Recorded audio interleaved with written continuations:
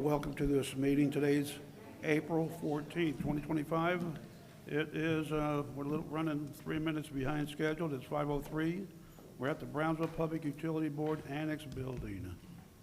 This is the boardroom at 1425 Robin Hood Drive. I'm calling this meeting to order at 5:03. Confirmation for a quorum, please. We have a quorum. We do have a quorum. At this time, I will ask everyone to stand for our Pledge of Allegiance to our U.S. flag and Texas flag.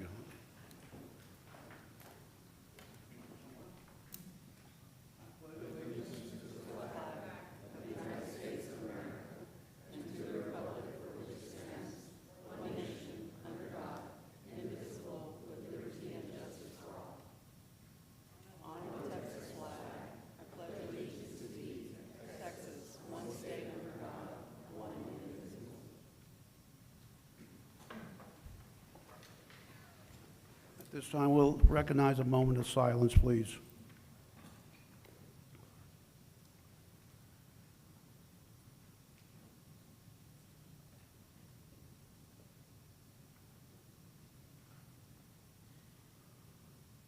Thank you.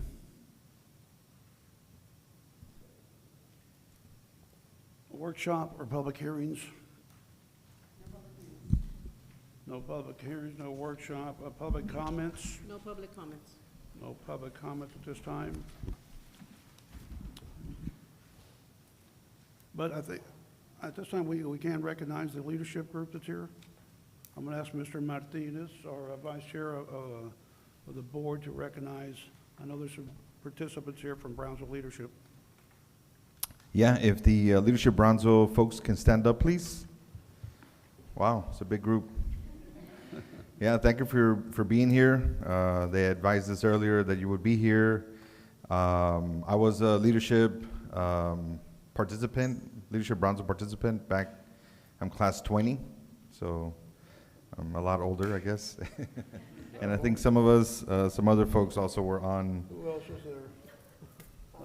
The mayor? Was Yes, and we have the current chair graduate, actually here as well, so. Yeah. Yes. No, it's a great program, and it's had, in my opinion, a big impact on the city. So thank you for being here, and good luck.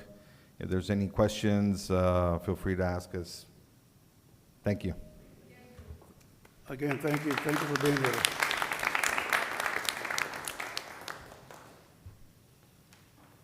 Okay, we're moving along with the agenda. We're looking at consent agenda items. For the record, we have 11 items for consent. At this time, it's a good opportunity for the board to ask any questions, or do we move on with a motion to approve the items currently in consent? Do we need time? I'd move to approve. I'll second that. We have a motion by Mr. Waddell to approve the consent items, second by Dr. Holman. All those in favor say aye. Aye. Aye. All those against? This motion passes. We now will move on to items for individual consideration. We'll turn to Ms. Gilbert for the General Manager's report. Good evening, members of the board, Mr. Chair. In your packet, you have the April, May, and June 2025 monthly schedules. You have on the first tab on the blue, the PubCap and SRWA meetings, as long as the PUB board meetings. If there are any conflicts or issues or concerns with the dates of any of the scheduled meetings, please let us know and we can accommodate. It sounds as for now, the future BPUB board meeting for May is on May the 12th and then June the 9th. Other notable meetings and events to note on here is, and some of them have already passed, but others that are coming, we will be having a compensation committee meeting and an audit committee meeting, and also a board financial committee meeting on there. So all of them are noted in green there for that. The most pressing immediate dates that are coming are the PUB holidays, which is holidays that PUB's offices are closed. Of course, we are a 24/7 operations. We do keep crews and operations going, and our water keeps on flowing, and our electricity as well. So for that, it's only our administrative offices that are closed for observance on April the 18th of Good Friday holiday, followed in May 26th Memorial Day, Emancipation Day, and then we have our floating holiday. This is a holiday that has been on the books for some time, and the PEB board early on looks into the various different holidays that we have, and our staff votes on that particular holiday. So June 20th is closed as well. With that, that's, Anything else? Any questions about Ms. Gilbert's report on the calendar and industry and other updates? in the other updates, I do have the statewide priority water bills that are important, and these are some of the informations that are on there. If you have any questions, I'll be happy to bring back. We are in the middle of a legislative session. We do have a lot of other bills that we're working through. We have had members of our staff, Mr. Dombrowski has testified on several occasions before the Senate committees and some of them, and we are constantly asked to testify before some of the various different legislative bills. As they progress or impact us, we will let you know where those status are, but I thought of this interim report of where we are, the most pressing needs on there. There's a lot of other bills that are being tracked in every day. Well, right now, I think all the bills have already been introduced and they're at committees being heard. Very well. Any questions or comments on the updates? Okay. Thank you for that, Ms. Gilbert. We don't have any items pulled out of consent, so we'll move on for 2 and move to staff reports and presentations to the board. The first one is the financial report by Mr. Pettis.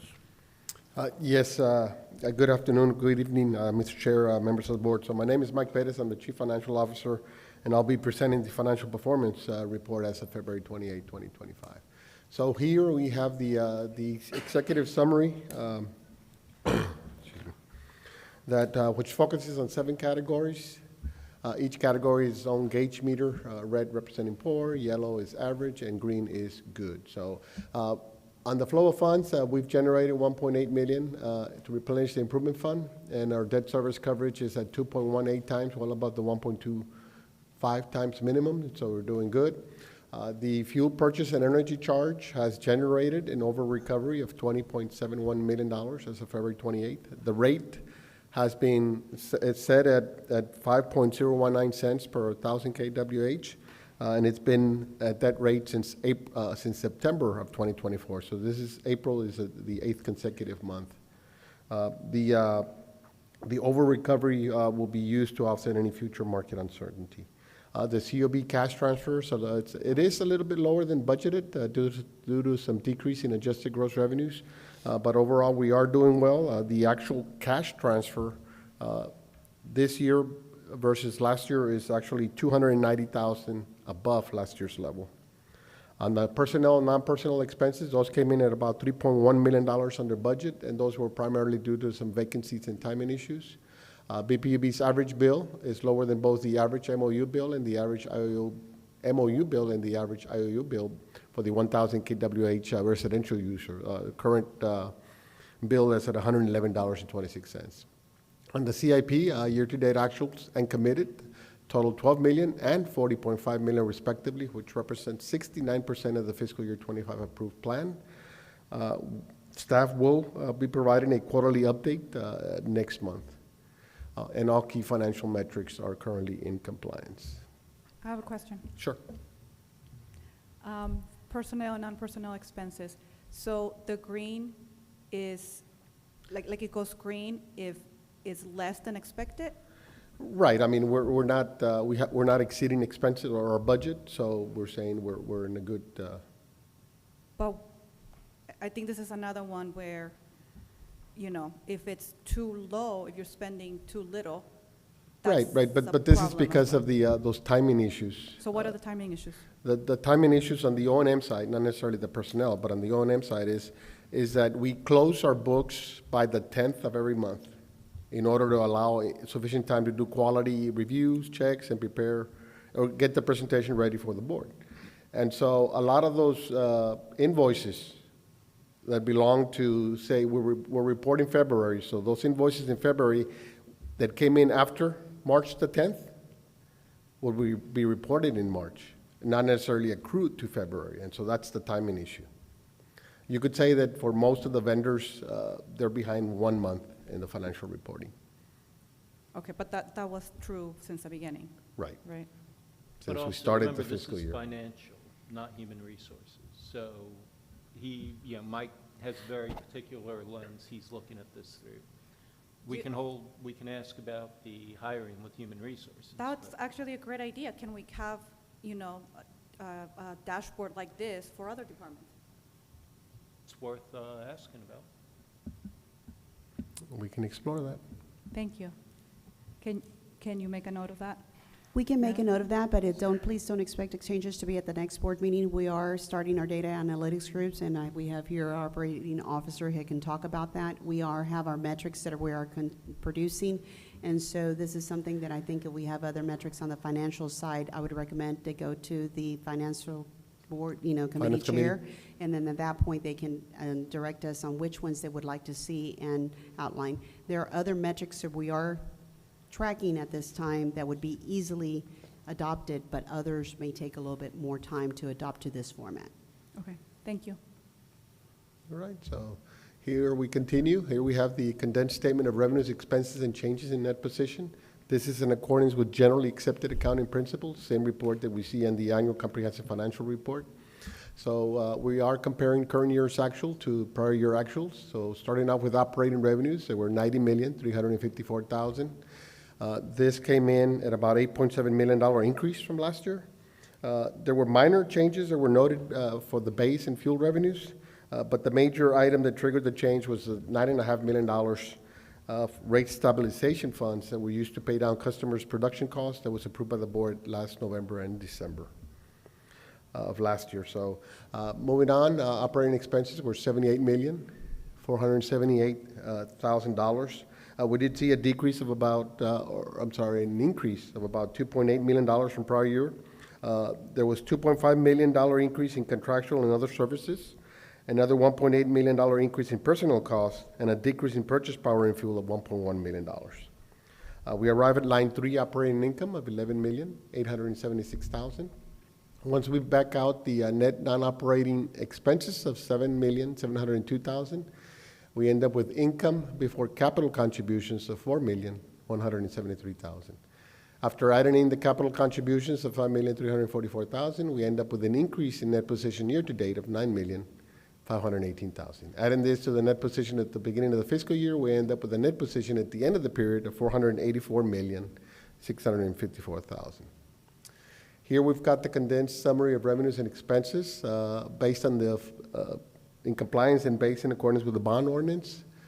We do compare current year's to-date actual to our year-to-date budget. So year-to-date operating revenues were $86,663,000. Those came in at about $18.8 million under budget.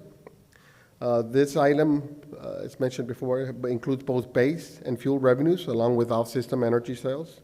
And so our base revenues were under budget by $5.5 million. Fuel was under budget by $15.3 million, and the off-system sales were over budget by $2 million. Those make up the differences. So moving on, other revenues were at $9,491,000. So our gross revenues year-to-date were $96,154,000.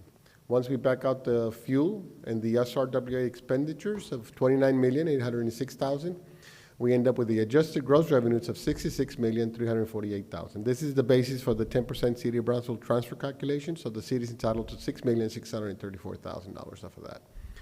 So line 6, once we back out the other requirements for the O&M non-operating expenses and our debt service of $52,128,000, we end up with a balance available after requirements of $14,219,000. Now we back out the total cash and utility benefit to the City of Brownsville, that's $6,634,000, and we end up with a balance available for transfers out of $7,584,000. That $7.5 million was used to fund $5.7 million for our CIP and other required transfers, leaving an improvement fund replenishment of $1.8 million with a debt service coverage ratio of 2.18%. So that concludes my presentation. Next month, we will be doing the entire quarterly report for the board. Any questions? Any questions on this item? Thank you. Thank you, Mike. We'll move on to, I guess this is yours also, water and wastewater charge comparison. Okay. Okay, so good afternoon, Mr. Chair, members of the board. So I'll be presenting the water and wastewater residential inside city charge comparison.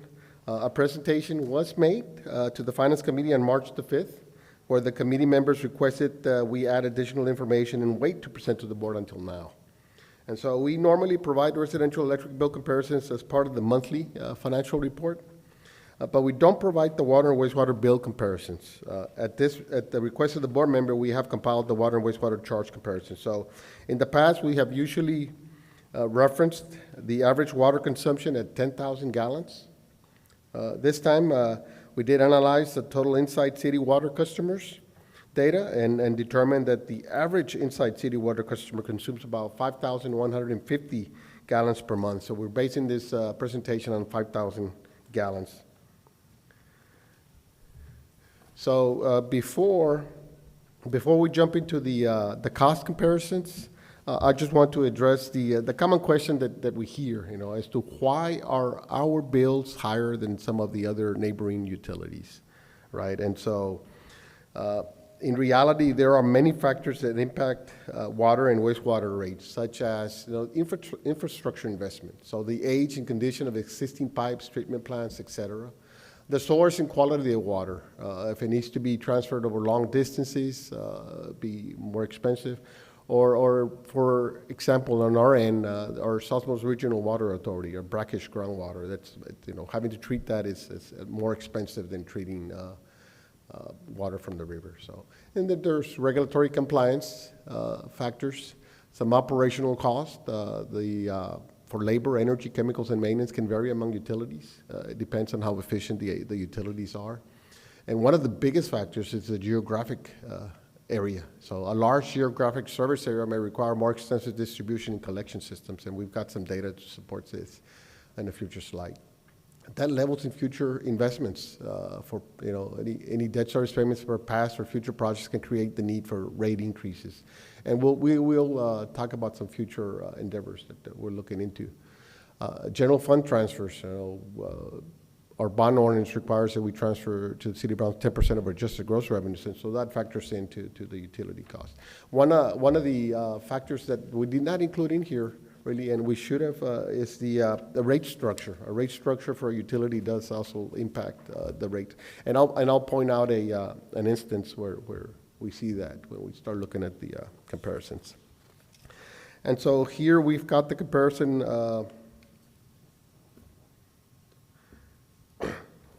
Do my chart. Oops, sorry. Okay, so here we show the water wastewater statistics with other communities in the RGV. On the water side, we are comparing the number of customers and the miles of transmission and distribution lines to some of the neighboring utilities.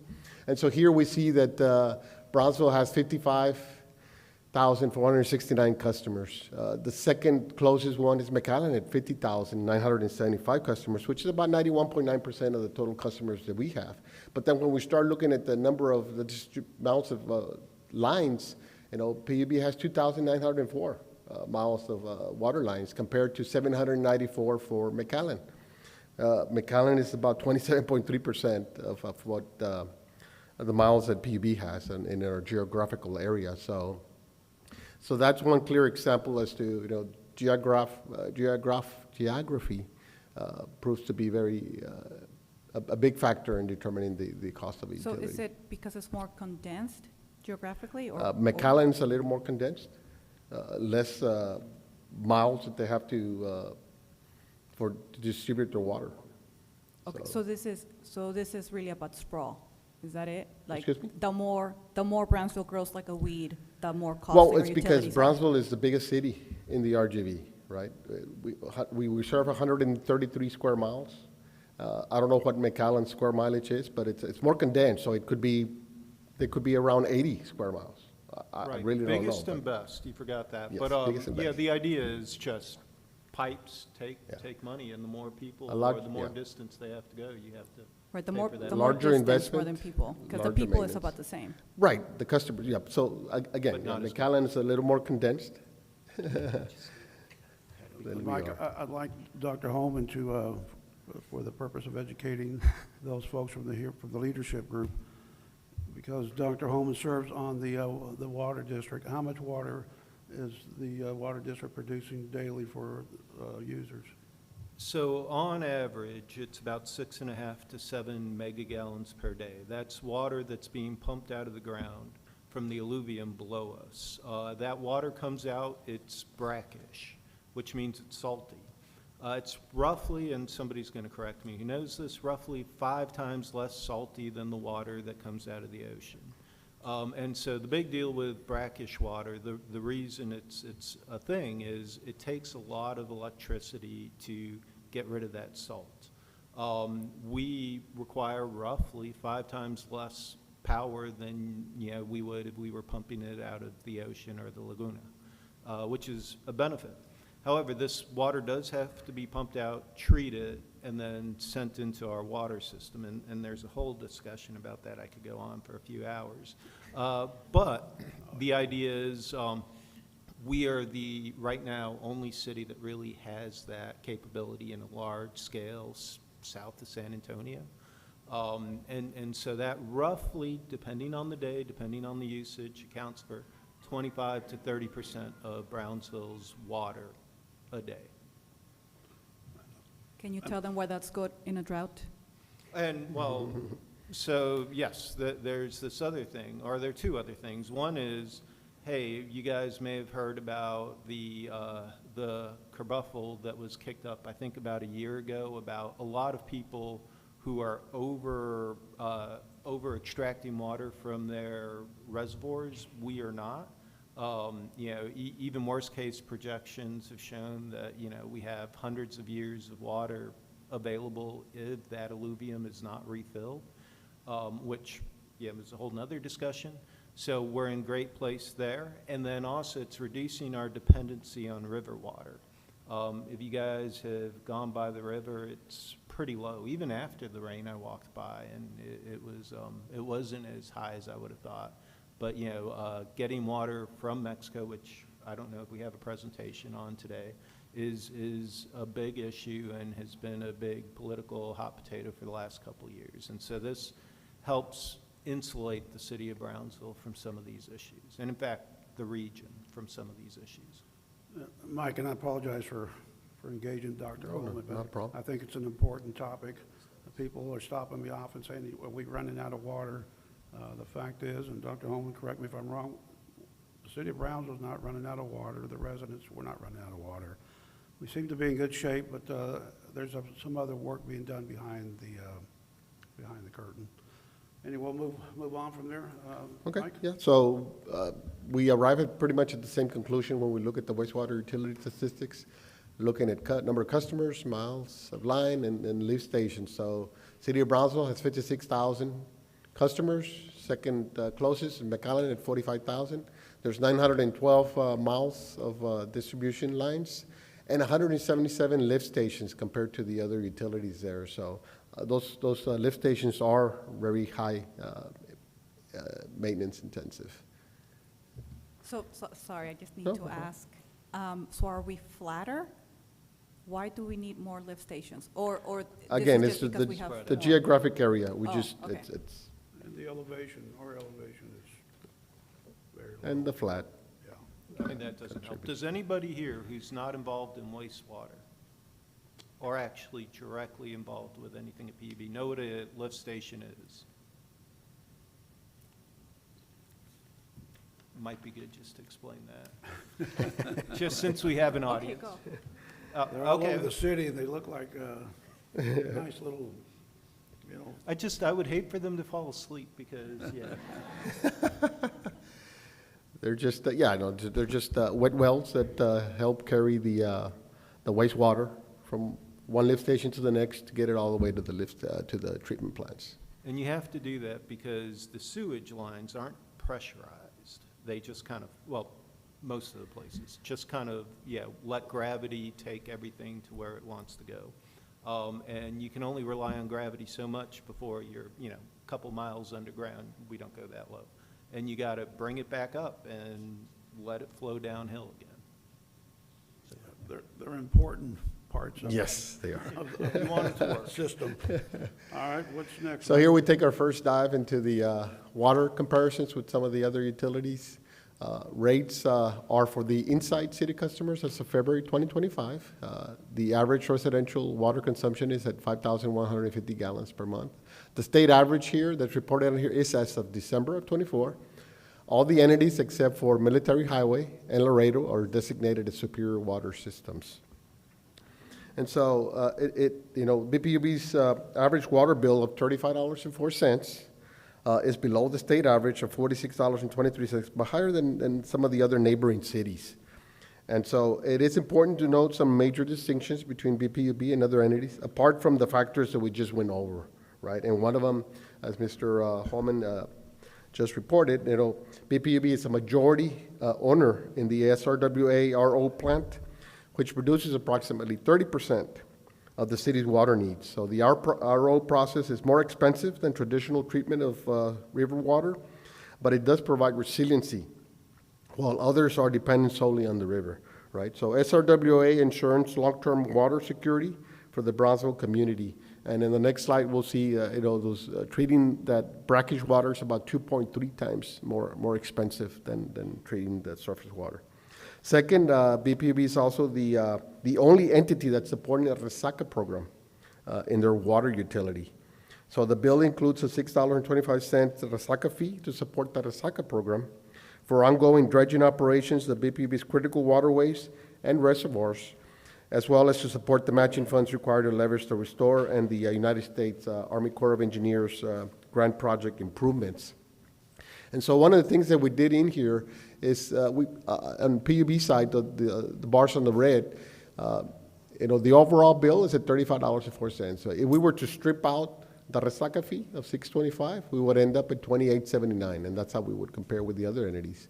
If we were to strip out both the Resaca and SRWA cost, we would be at $23.14, which would be very close to what the other entities are making. And so we see here that San Antonio SAS, San Antonio water system, was the lowest at $17.24. And this is where that factor that we talked about, the rate structure, comes into play. It's a little deceiving in the sense that San Antonio SAS, they're tiered in the way that their first 4,000 gallons are at a rate of 91 cents.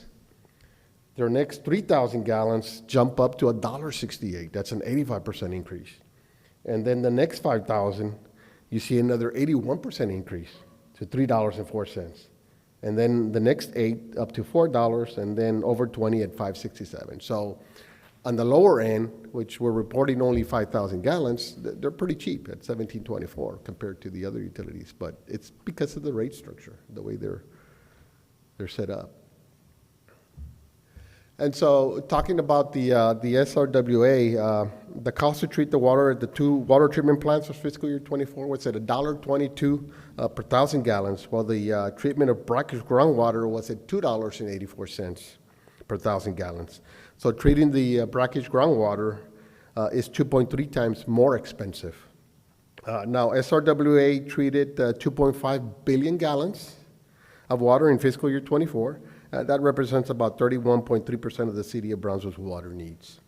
The combined cost for treating water was at $1.74 per 1,000 gallons, which represents a 42.6% increase from the $1.22 cost for treating water from the river. So that's where we see that 42% increase in cost, and that's the 42% that we ended up bringing down on the comparison in the previous slide.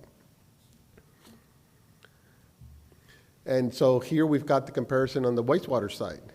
So BPUB's average bill at $33.17 ended up being about 11% below the state average of $36.83, but higher than other neighboring utilities. And so the wastewater system includes 2 wastewater treatment plants with a combined primary and advanced secondary capacity of 27.3 million gallons per day. So the plants currently treat about 16.2 million gallons per day, representing 59% of the total capacity.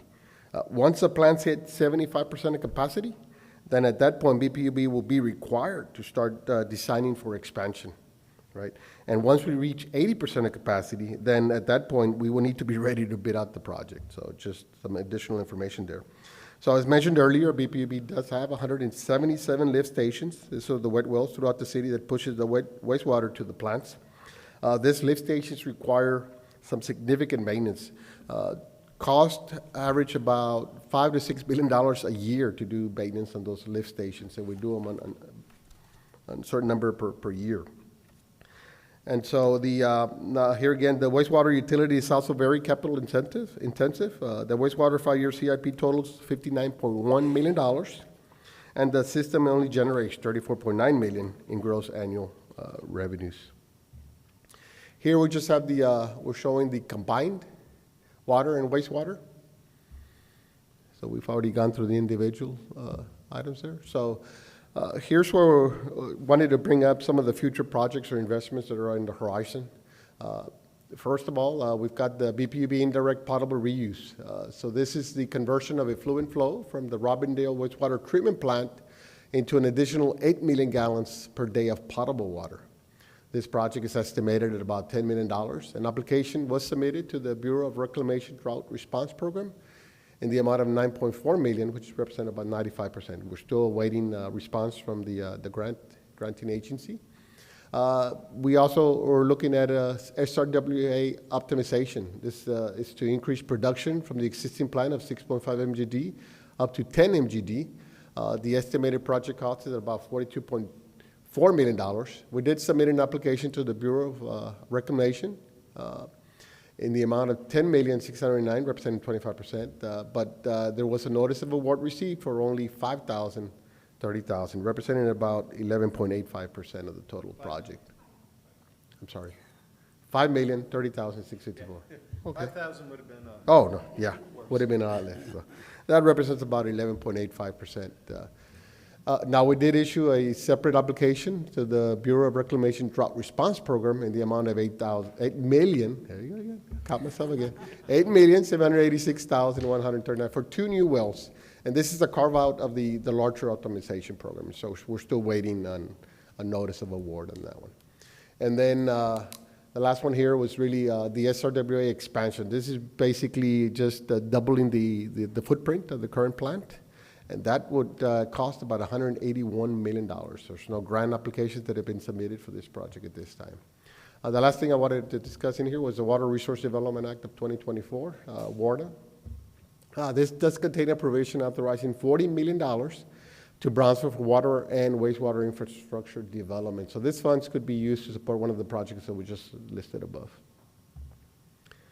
That concludes our presentation. So in conclusion, really, other neighboring utilities may have different rate structures, financial policies, and cost recovery methods that make it harder or hard when making a direct bill comparison. Setting rates should focus on maintaining safe and reliable service with long-term sustainability rather than simply just aligning with what other utilities charge. Be glad to answer any questions. Dr. Zamora? Words cannot describe how much I appreciate this presentation. Thank you very much. Looking at these numbers, I'm wondering though if you're charging enough to make up the cost of maintaining all those miles of line and all those extra lift stations compared to other cities.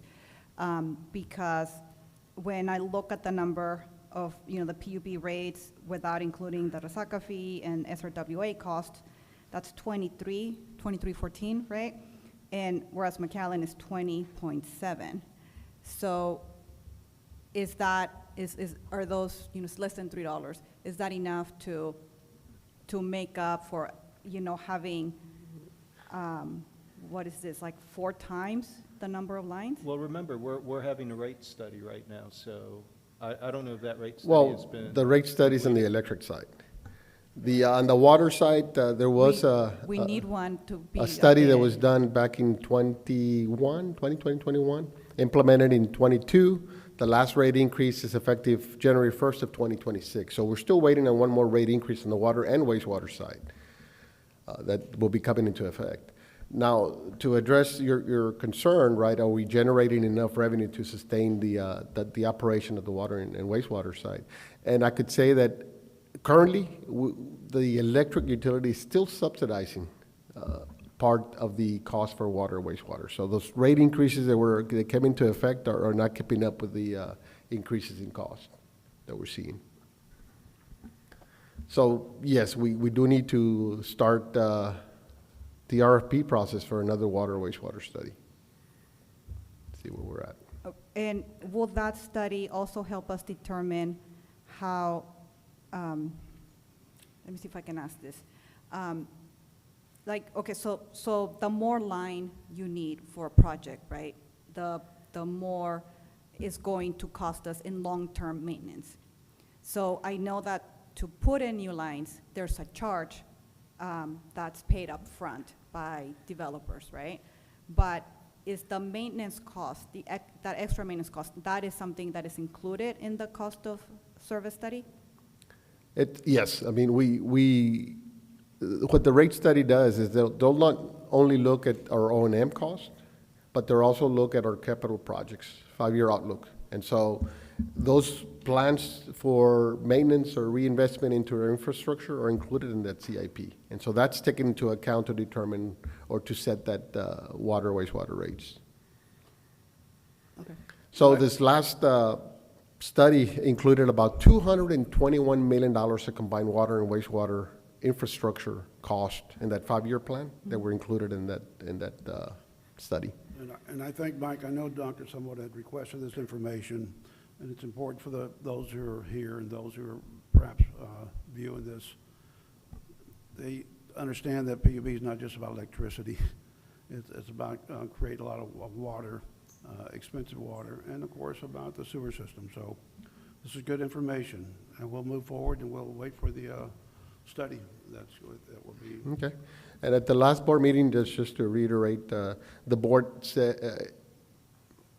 tasked us to go ahead and include or update this presentation on an annual basis rather than include it on a monthly basis because the rates do fluctuate month to month. So we'll do that on an annual basis. Thank you. Okay, and I, just because I get to have the microphone, do want to say to the audience here, we are moving forward with the expansion of SRWA. And we're doing it cautiously. We're trying to minimize the impact to ratepayers. However, cautiously means slowly. And so, yeah, if you guys had any feelings about, hey, what you pay for resiliency versus what you get, you know, how soon you want it, please feel free to let us know, because the more community input we get, the better we'll be able to do and meet, you know, the wishes of the community. So, thank you. Dr. Holman, thank you for those comments. Anything else, Mr. Badiat or Mr. Martinez? Mike, that's Thank you. it. I'm going to ask Ms. Diane to step forward on the quarterly report.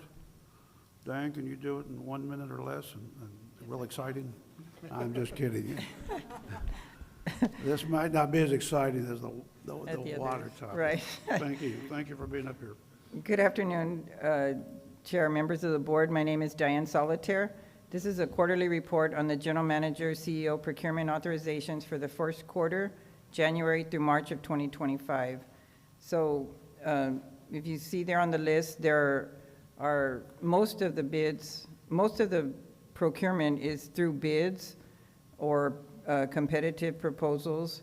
There are state contracts or there are amendments to current purchase orders or contracts.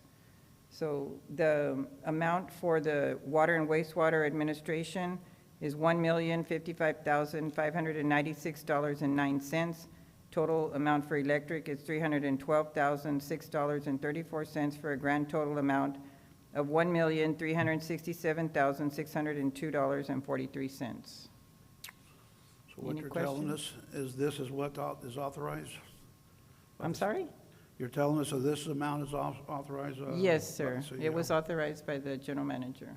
Okay, any questions or concerns with that, this particular item? The Catholic Charities of the RGV, it's an amendment. Can you say more about that? So we have a purchase order. It was for, I believe, maybe less than $50,000, but they wanted to amend it to carry over the purchase order through the year, through the term, because they used all of the money they had on the purchase order already, so they needed to amend it to continue throughout the year. Let me elaborate a little bit more. So the title of the Catholic Charities of RGV, what it is, this is who qualifies our low-income customers to be able to provide for the services on there. And some of these funds have dried up, and some of them are PUB-sponsored funds that we're doing it. So we have a third-party service vet this information there. So I just wanted to add for the clarity of the board and the general public who's listening to this, what does this mean and why we're providing these services? This is not a non-religious service that's Right, being right. provided. But this is an extra 50,000, so that's what Yes. I'm unclear Yes. about. It's an additional. Additional money for a program that, And how are the programs running? Have you had any feedback? We can go ahead and bring you a separate presentation. I don't have it on the top of my mind what it is and how much with funds we have distributed to the public. But, and we can also tell you what do we get for that 50,000 and the amount of services and the people that are dedicated for this work. Has customer service heard anything about how the program is going? So approaching to the podium, we'll have Mr. George Rangel. He's going to be going ahead and talk about the program. He is a lot more in tune to the day-to-day operations of customer service. Thank you. Hi, good afternoon, Mr. Chair, members of the board. My name is George Rangel. I'm the Division Manager for Customer Service and Administration. To answer your question, we have been in conversations with the Catholic Charities. So they have already a schedule of all of the people that they allot throughout the year. And so they are the ones, as Ms. Gilbert said, is they vet out the applications that are submitted by these individuals, and they go ahead and send them our way with the funding that is allocated based on what they qualify for, based on the application that they submit.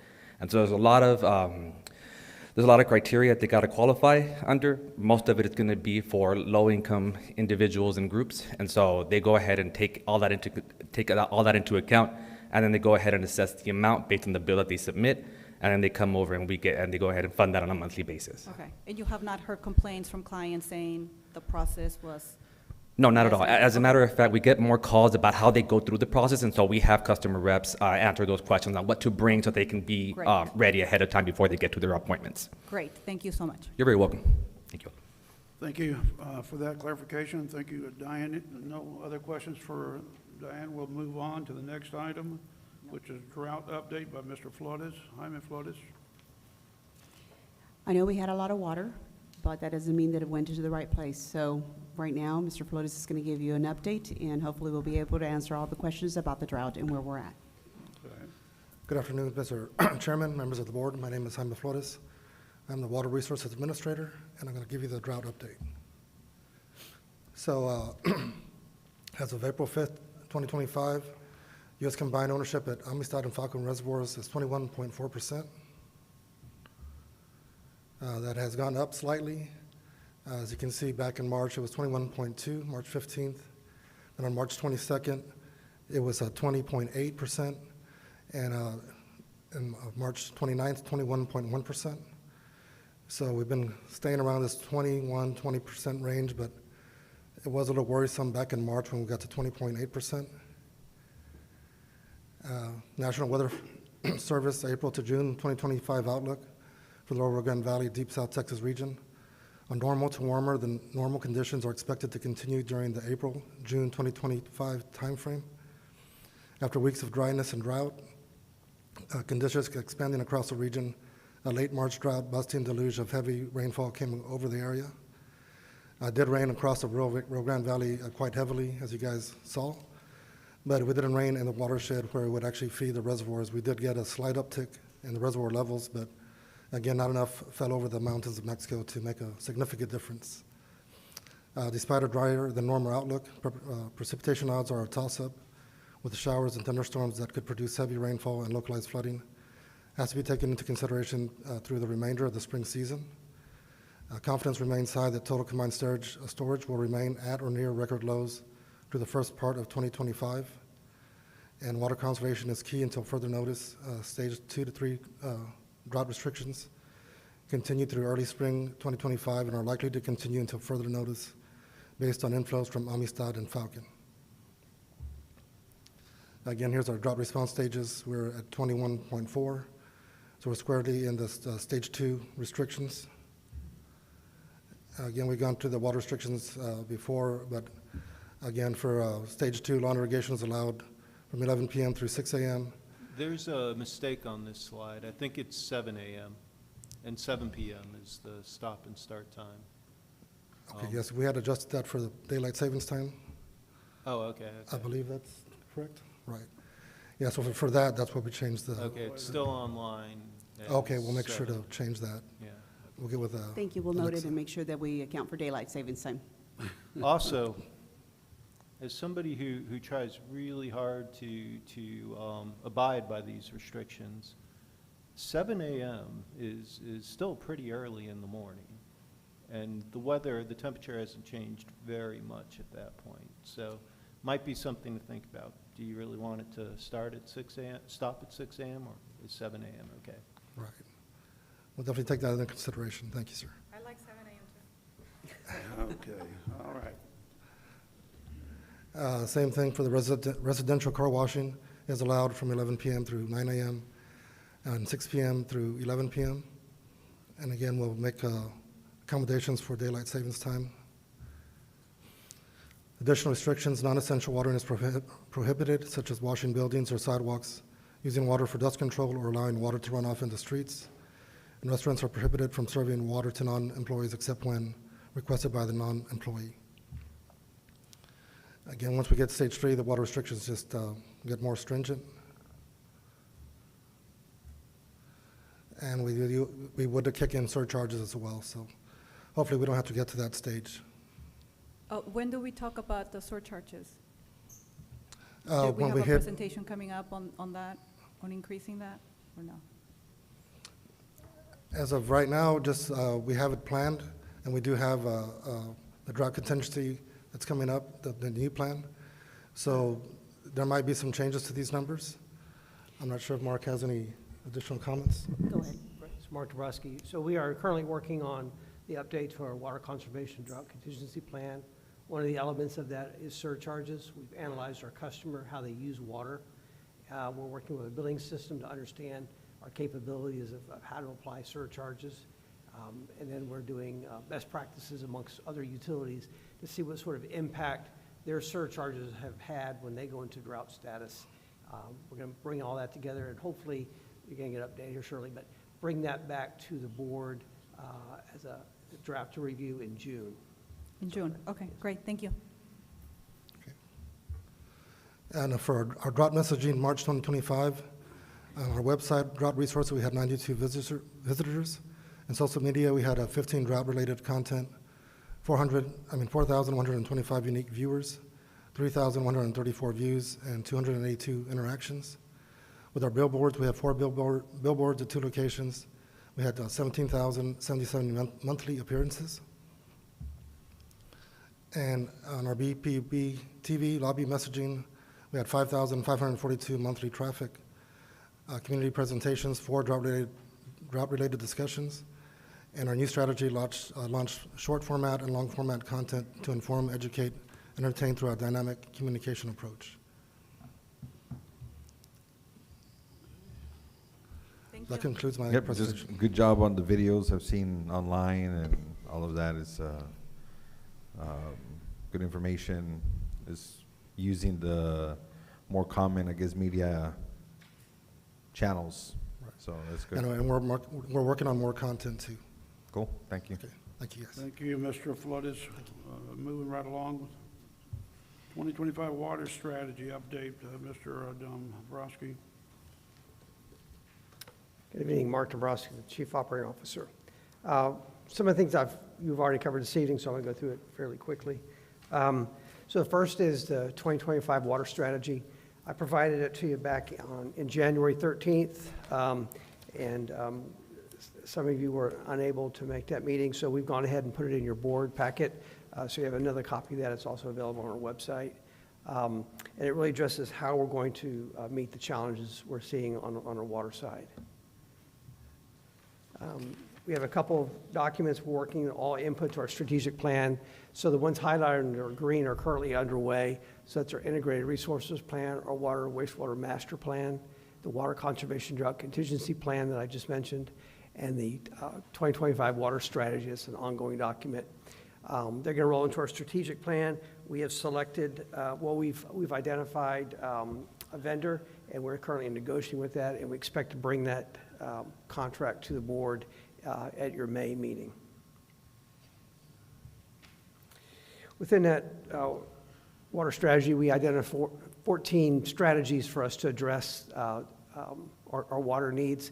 I'm going to highlight some of the projects that are in 1, 2, 3, 5, and 6. And these are building upon what I presented back in the January meeting. We're making progress across the board on all of these, and we'll provide an update of that for you at a later time. So currently, indirect potable reuse alternatives evaluation, that draft has been finalized. It was presented to us on March 25th here, and we are currently reviewing that. And that's to take our fluent discharge from the Robindale wastewater treatment plant and bring it back over here to our water treatment plant number 2 right behind us. We expect to do pilot design. That's phase 1 that's required of the grant. And phase 2, the detailed design, we expect that by the end of the month. We expect to bring this back to the board in June of 2025 here. We also executed a contract with Subsurface Technologies for CO2 cleaning of our wells. We're looking at 3 wells. It's kind of a pilot program to see how well that works. We expect work under that contract to begin May 4th. As I pointed out, we're updating the water conservation drought plan. I presented the preliminary update on February 19th. We got our final draft from the consulting engineering firm on April 4th. We are currently reviewing that, and we anticipate to bring that to the Facilities and Program Committee, excuse me, I said in July, not June. On the system improvements, our water wastewater master plan, we have a current draft on that that we received in February, and that informs our 5-year CIP plan. So we're going through there, identifying those projects that are required according to that plan, and we'll bring that to the Facilities and Program Committee in June, as well as those CIP projects will show up in our 2026 budget. Grant funding opportunities, we mentioned that we received a $5 million grant from Bureau of Reclamation for the SRWA optimization project. We met with the Bureau of Reclamation on April 3rd, and we'll be selecting a design consultant and bringing that before the board. We expect that to come to you in August of 2025. And then we've also applied for a $9.47 million grant with Bureau of Reclamation for the indirect potable reuse project. So that's back over there under 1 there. Participation in regional efforts, as Ms. Gilbert pointed out, we provided testimony to SCR 13, which is a resolution petitioning our state legislature to petition the federal government to argue for our water rights under the 1944 Water Treaty. And that was sponsored by Senator Adam Enos's office. We also provided written and oral testimony to Senate Bill 7 to the Texas Senate Agriculture. Texas Senate Bill 7 aims to set up funding for water projects across the state of Texas. I believe it's $1 billion a year for I think it's 16 years that they're going to set this funding for. And a number of our projects would qualify under that Senate Bill 7. That was moved out of committee to the full Senate. And then as a follow-up to that, Senator Enos's office toured SRWA to understand a regional approach. They're very interested in how bringing a regional approach to South Texas for our water needs, and they recognize SRWA as really the only regional water solution going on right now. So, and that's it. Any questions? Any questions from the board members? Mark, thank you. Thank you. Yep, I do have a quick question. So I'll keep it short. But with the IRP methodology is pretty stringent, right? Which is what we're Indirect doing. potable reuse?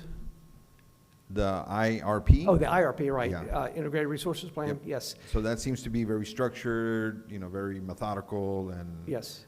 For the strategic plan for the water, is that a little more open or flexible, or is it also? Yeah. So pretty the rigid? water wastewater master plan and the water conservation drought contingency plan, those have state requirement structures to them that we comply with. The water strategy plan is really a working document for ourselves that incorporates all of the things we're doing in order to sustain our water requirements.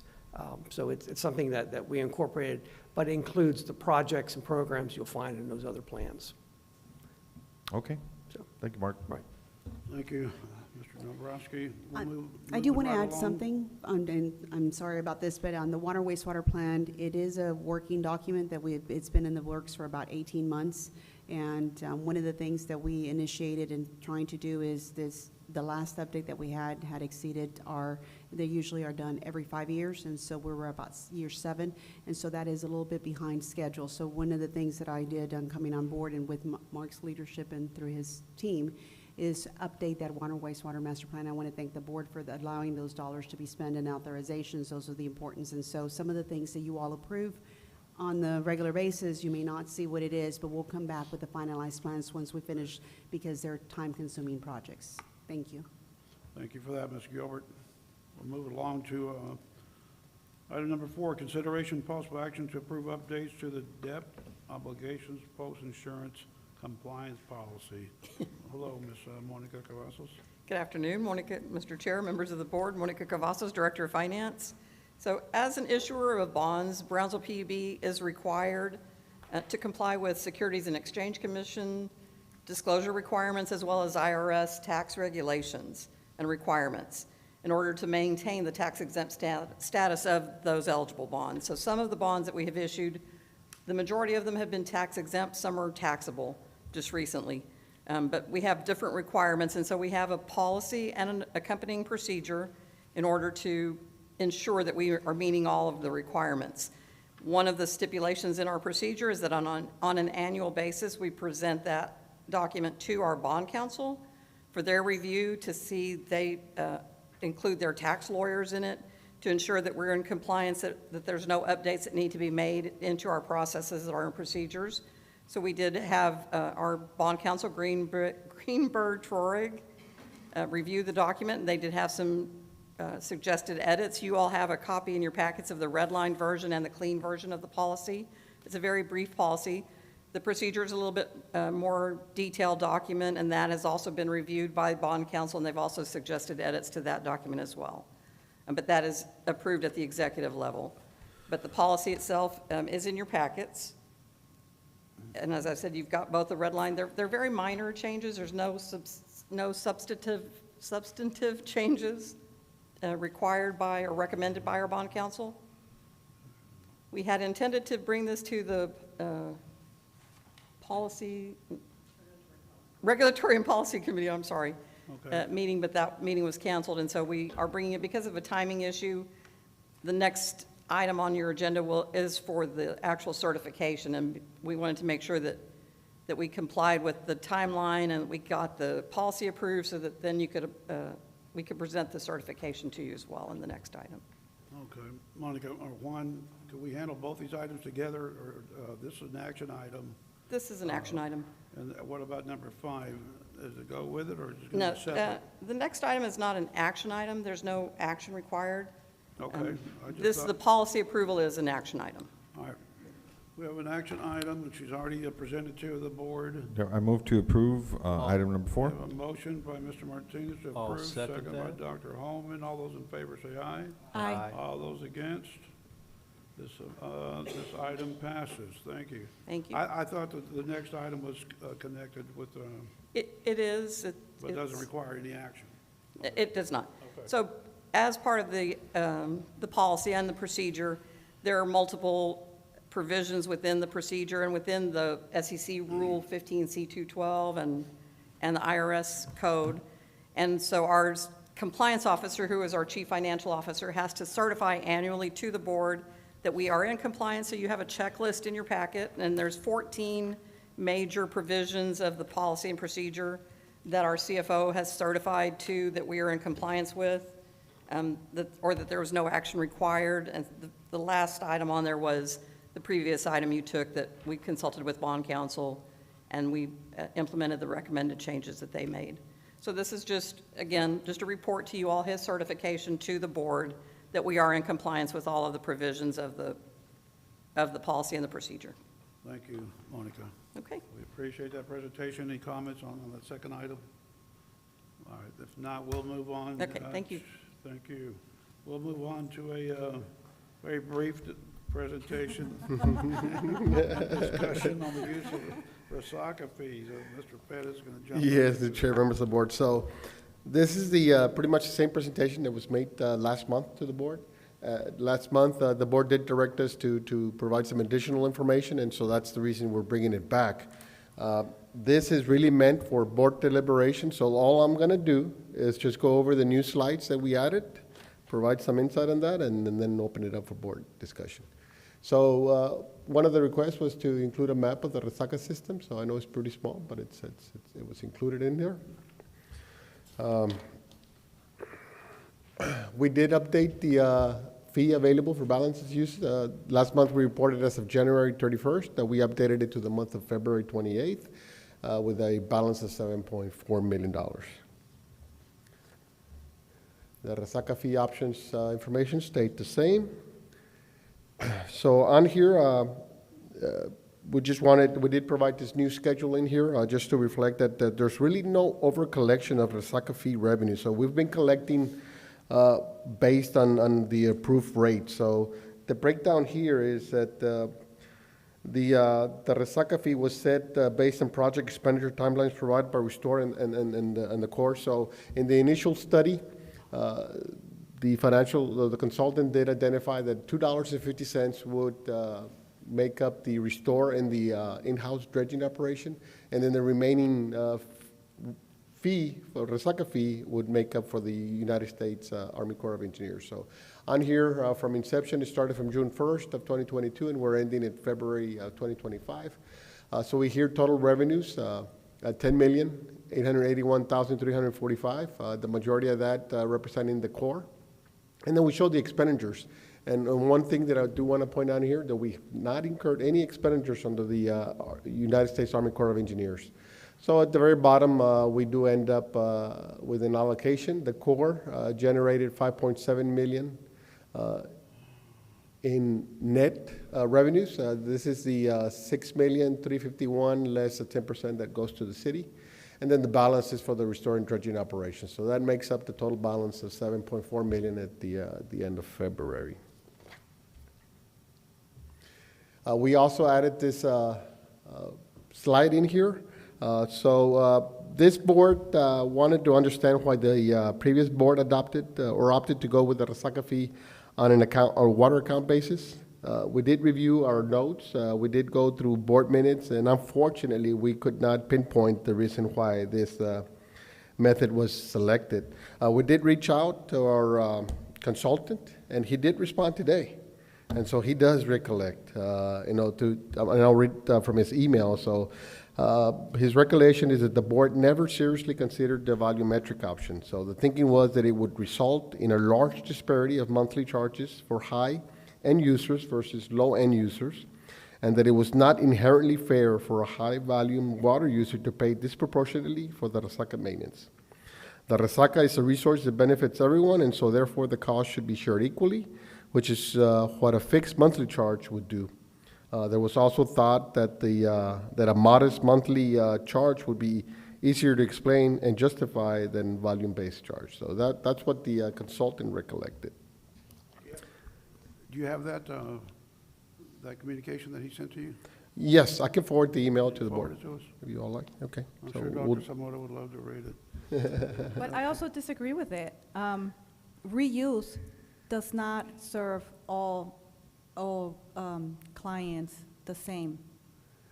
It's Right, a so water system improvement. Right, so, I mean, there's been discussion that maybe a volumetric rate would have been more appropriate, and that's why we developed a slide in here. So we can see what what we're doing here in this slide is we're just trying to determine what it would take for our in-house dredging operation. And in the previous slides, we did mention in there that it would take about $1 million to continue those ongoing dredging operations. And so for that, we would need to generate gross revenues of $1,111,000. So in order to cover the 10% transfer to the city. So based on a per water account, in order to generate that net revenue of $1 million, the fee would need to be set at $1.67. And so then we took it a step further, and so based on the total fiscal year 24 actual water sales there of 6.7 billion gallons, It would necessitate a volumetric charge of 16.6 cents per 1,000 gallons. And so based on the average residential consumption of 5,000 gallons per month, the average residential cost would be at 0.83 cents. So that's 50% of the $1.67 on a per water account. So for information purposes, so. And that's all I had, so open it up for board discussion. That's a deliberation. lot, Mike. Sorry, it Send took us- too long. Send us that communication from the, We will. that, The rate external consultant, consultant we'll who forward provided it that information. to the entire board. And- Okay. Anything else from any of the board members, Mayor, anything on this item? You know, can you also, when you send us that, just list the board members that were involved in this decision? Sure. Except leave my name out of it. if- If we could, yeah, I was going to say, put Art's name on no matter what. Front row in Okay. bold. All right, Okay, Mike, you have, thank all right, you. thank you, Mike, for that. Before we go, let's see, recess to the closed meeting. I'm gonna read some items before we move to, into closed meeting. Meeting with board's legal counsel for advice about contemplated and pending court and administrative litigation and on matters in which the duty of the attorney under the Texas disciplinary rules of professional conduct conflicts with chapter 551, section 551.071, including but not limited to the following: reports of local and special counsel, including regarding potential and pending litigation involving Brownsville PUB. Updates on pending discussions with City of Brownsville, including MOU, BTX, lit strikes. Updates on contract negotiations related to large-scale business development and exposure to effects of tariffs. This is some information our attorneys will present to us. Presentation, discussion, and possible recommendation of information upon pricing of purchased power, generation fuel, and their impact upon the fuel purchased energy and marketing charge. Section 551.086. That's by Mr. Bettis. Presentation and discussion on the Brownsville Public Utilities Board substation and control center video cameras replacement and upgrade. Section 551.076 and Section 551.086 and Section 551.089. Mr. Eli Alvarez, Mr. Dombrowski, Estrella Solosano, Ms. Gilbert, and Eduardo Martinez will participate in that presentation. The last item, consideration and discussion regarding the proposed memorandum of understanding between the Brownsville Public Utility Board and the City of Brownsville regarding services provided to each other under Section 551.071. So those are the items that we're going to move into closed session. Do we have a motion to move into closed session? I motion to go into closed session. We have a motion by Mr. Martinez. We have a second. I'll second that. Dr. Holman, second. All those in favor of moving into the closed meeting, say aye. Aye. Aye. All those against? The motion passes. So at this time, it is 6:12. We'll be moving into closed session.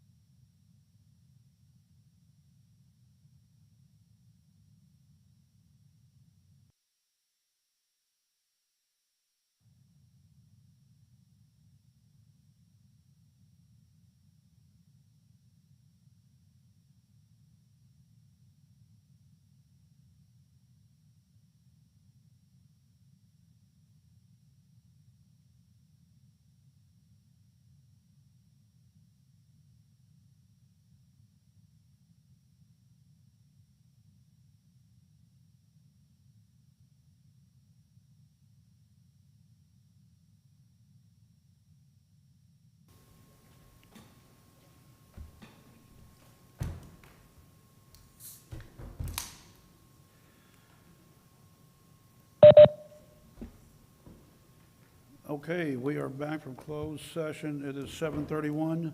We do have a couple items to take action on. First one is, Mr. Alvarez, do you have a recommendation on that item that was discussed in closed session?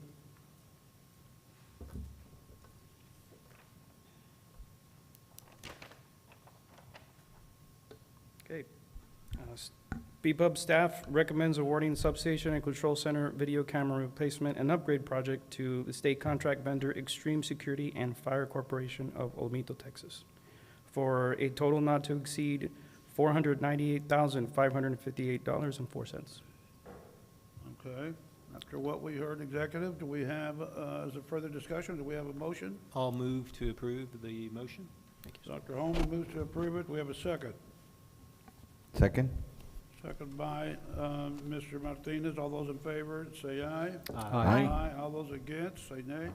This item passes. Thank you, Eli, for your work on this, your presentation. Thank you very much. Now we'll move on. Consideration of possible action on the memorandum of understanding between the Brownsville Public Utilities Board and the City of Brownsville regarding services provided to each other. Authorize the general manager and chief executive officer to negotiate and execute the same. Mr. Pequeño, do we have a specific? Yes, is there a motion to approve the MOU with the City of Brownsville as discussed in executive, subject to final negotiations and legal approval, and authorizing the GM and CEO to, the general manager and CEO to execute documents related thereto? That would be the proposed motion. I move to approve. We move to approve by Mr. Varela. Do we have a second? I'll second it. Second by Dr. Holman. All those in favor say aye. Aye. Aye. This motion, all those against, say nay. All right, the motion passes unanimously. That is the last item. Consideration action on future agenda items. Dr. Zamora, do you have anything? Yes. Oh, I'm with that. Okay. What would that be? I think that next month, we might be ready to narrow down the possibilities for the resaca fee options. Okay. So what does that mean? What are you asking? A discussion to Continue narrow it discussion. down. On, what do you want to know about the result? We can make a decision on which, for example, the presentation that we had today that we did not discuss included different options for resaca fee possibilities. We could narrow those down next month. Okay, Marilyn, can y'all work on that with your staff, please? We'll come back and bring back the same presentation so you all can discuss the option fees. Okay. Thank you. All right, thank you so much for that. Is that, Just as a point of clarification, and I'm sorry, I'm trying to make this as long as possible. Oh, I know you are. Are you asking that we change the way the fees are assessed? Is that what you want to discuss next month? So in today's presentation, there were several options, A, B, C, D. That Maybe were an E. presented to the previous board? No, those are presented for us now. They're- But are these the options that were presented to the previous So, board? Dr. Holman, at the previous board meeting, not this meeting, but the March meeting, we did have, and my apologies, in your absence, we did discuss with 4 of you, so not all of you have seen it. So of the 4 of you here, I think 3 of you were not present, but in your packet, there are option A, B, C, and D. And in there, we can come back and give a full presentation when the full board is here, so that way it's the same presentation basically in there. Ms. So Gilbert, thank you that's where for it is. that clarification. So that's, if you want, we can meet, and that way I don't want to take any more time of everybody else's time, or we can add more information that you'd like to hear from us. Oh, let's move with that, those options that Dr. Zamora alluded to, and the ones that you just mentioned for the next one, okay? All right. Thank you. Any other items, Mr. Vidal, for next meeting, Mayor? All right, in that case, I'll make a motion to adjourn this meeting. We have a motion to adjourn, or do we? Motion to adjourn. Mr. A second. Martinez. second by Dr. Sanmota. All those in favor say aye. Aye. All those against, nay. Adjournment is unanimous at 7:36. Thank you, everybody. Have a great night.